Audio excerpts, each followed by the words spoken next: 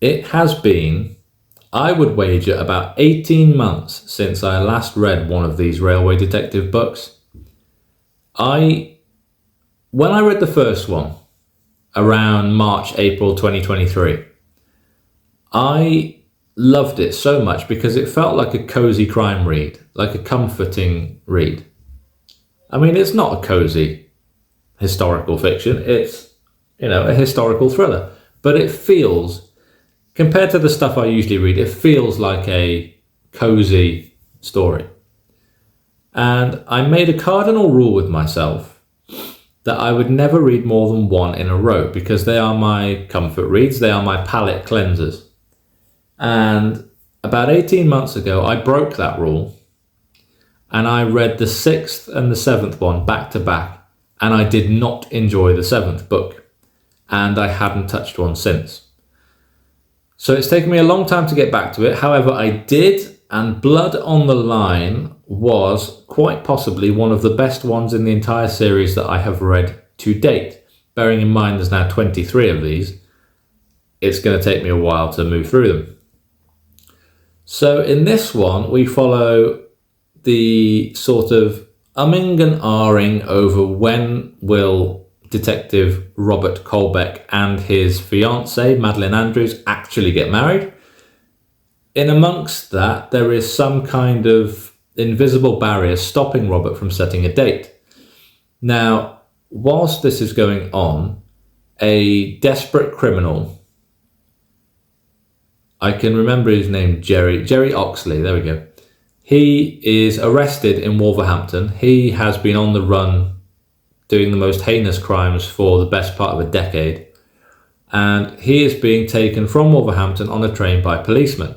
As the train's pulling out, a woman runs, a very fine dressed woman, runs and manages to get into that carriage before the train sets off, apologising for interrupting and getting in the way, but she just had to make the train.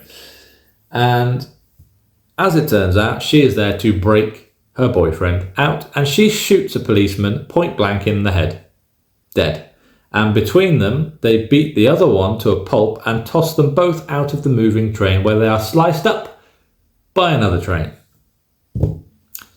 So yeah, when I say these are cozy, I mean, for me, they're kind of cozy. Probably not cozy for everybody else. Think of it if Poirot was put on at like 9 at night. You get the vibe. Now, Jerry Oxley has history with Colbeck. Colbeck used to be a barrister, and he was the reason that Colbeck joined the police force. He got out of the barrister game because of this case. I'm not going to go into too much detail, but there's been a history building for Colbeck over the previous 7 books. Something that always nags at him, something that just won't let go. And it is this original case and the woman that was involved in it who died. Now, we actually get to see the culmination of all of that. So if you like, Robert's story arc kind of comes to an end in this book. Or at least his initial story arc comes to an end in this book. But this one is brilliant. Not only does it take place in the usual, railway network going from here to there. They go from London to Manchester to Wolverhampton to Coventry to Crewe to Manchester again. They go all over the place. But it also goes to America. So we get a look into steamships and things like that and how that used to work and how long it used to take. But yeah, the action culminates in America, which was different. I like the fact that these are still being fresh. Each time I read one, it is different. It's not the same. So yeah, I gave this 4 stars. I really enjoyed these books. I'm not going to go straight on to the next one because I've read a different book in between and I'm now reading another book. But I do want to get back to the Railway Detectives fairly soon because, as I say, there's 23 of them and a short story compilation, and I've just read the 8th in 3 years. So I've got some work to do, just a little bit.